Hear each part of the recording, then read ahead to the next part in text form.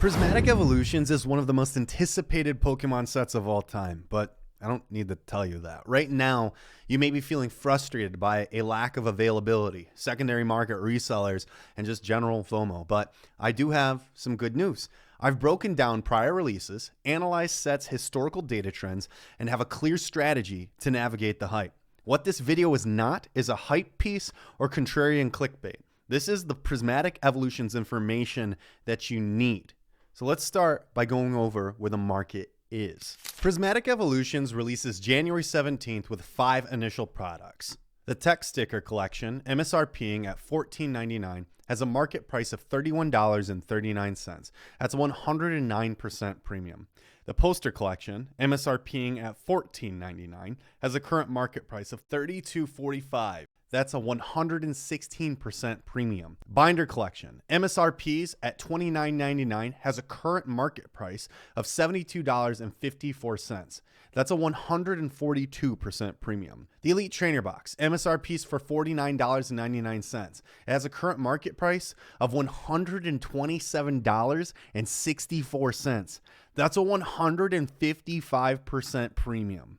Lastly, the Pokemon Center exclusive Elite Trainer Box has an MSRP of $59.99 with a current market price. Please sit down. If you are not sitting down, get yourself a water, maybe a little chalky milk, a croissant. Croissant has a current market price of $390. That's a 550% market premium. And that's sold. That's sold. Look at this. Look at these days that have items sold at this price range. After the initial wave of products, we have a staggered release schedule. 21 days later, February 7th, we get the Mini 10 display, MSRPs for $9.99, and the market price currently depends on which evolution art you go with. Well, on average, it's about $30, which makes it a 200% markup. There's also the Surprise Box, MSRPing at $22.99. At a market price of $63.94, it has a 178% premium. 28 days later, March 7th, we get the Booster Bundle. MSRPing at $26.99 has a current market price of $79.09. That's a 194% premium. 49 days later, April 25th, we get the Accessory Pouch Special Collection, dropping at an MSRP of $29.99 as a current market price of $74.93. That's a 150% premium. 21 days after that, May 16th, we get the Super Premium Collection. There's currently no details on what's in that product. And 133 days after that, September 26th, we get our last confirmed product, the Premium Figure Collection. Again, no details are known about that one yet either. All of this considered, the answer is yes. Prismatic Evolutions is a buy. This breakdown isn't going to get controversial by trying to say that MSRP prices aren't an auto buy, especially in these market conditions. And now that we have a clear idea of where the market is at, the best thing that we can do is zoom out. This staggered release schedule the set has is a calculated strategy by Pokemon to maintain excitement while avoiding oversaturation. This is an approach that is critical to manage collector enthusiasm while balancing secondary market activity. It's a delicate dance not to have too much or too little supply, and it gives appropriate time for both Pokemon and the market to react. But here's where it all comes together though. When looking at unique release dates, Prismatic Evolutions has an adjusted average release gap of 50.4 days. This means on average between September and release, we are getting at least one new Prismatic Evolutions every 50 days. Take a moment to sit with the fact we are getting at least one new product for this set every 50 days until September. We can put it into further perspective by historical comparison. This is not the first time we've seen a staggered release schedule for a product in recent times. Let's do a comparison of staggered release schedules and market sentiment starting with Crown Zenith. Now, I know what you're thinking. Crown Zenith isn't Prismatic Evolutions. And I would agree, it's not, but it's not.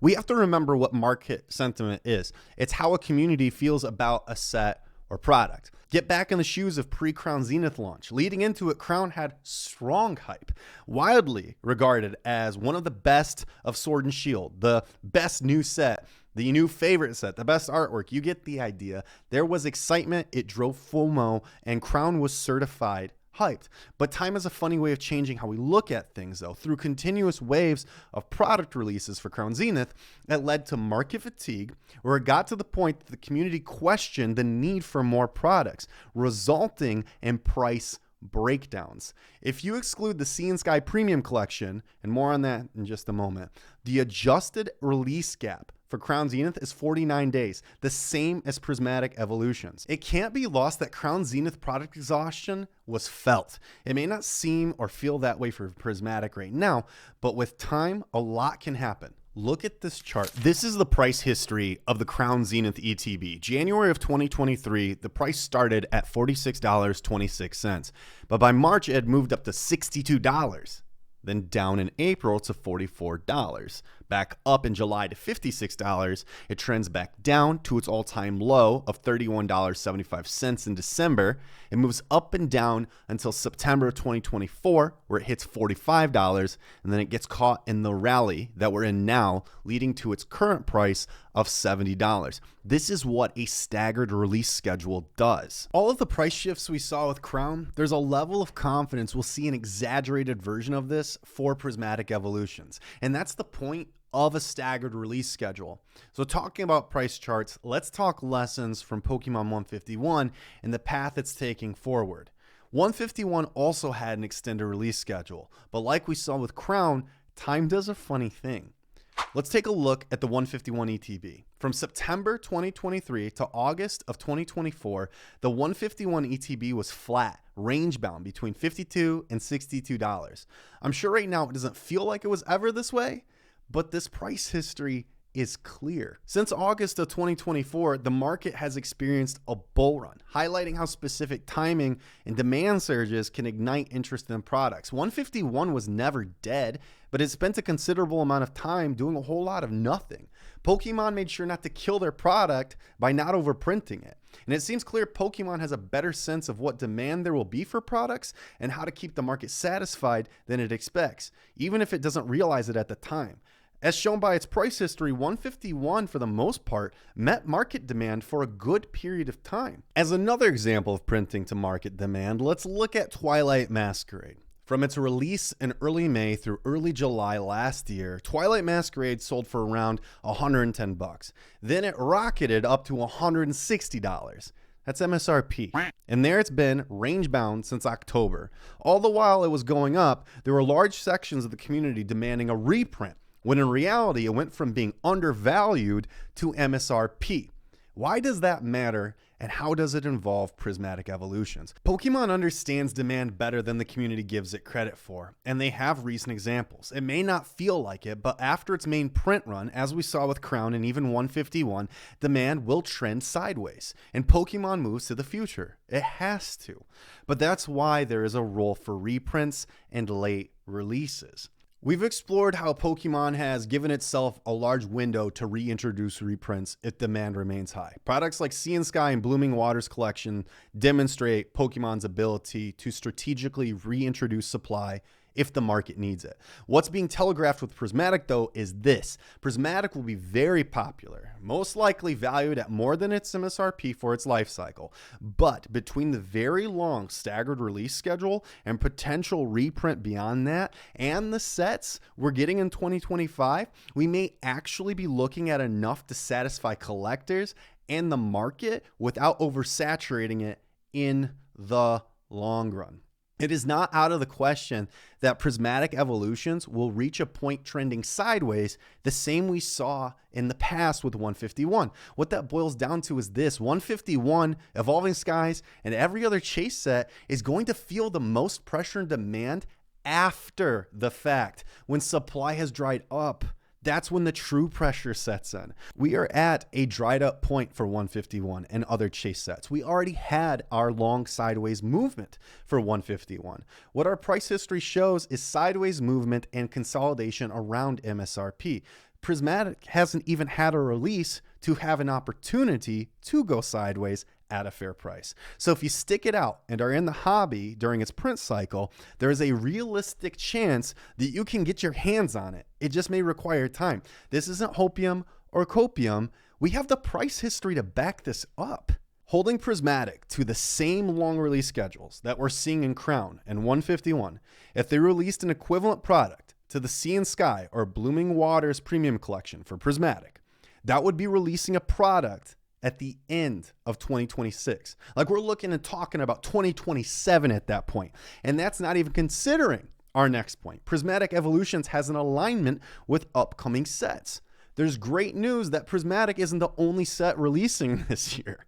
We're looking at a stacked lineup with Team Battle Partners and Team Rocket and a return to Black and White, all very hyped up sets. Something else major happens in 2026.